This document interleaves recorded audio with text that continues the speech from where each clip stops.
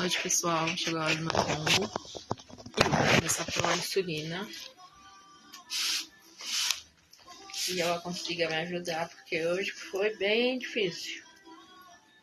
Subiu de uma forma, mas graças a Deus ia regular, normalizou. Daqui 1 hora mais ou menos eu repito o destro e vai estar bom. Graças a Deus. Deus quiser.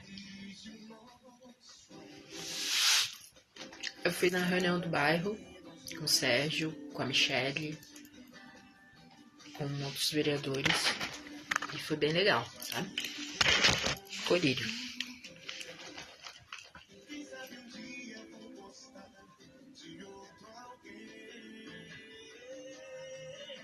Onde foi falar de vários assuntos, tudo. Vai dar tudo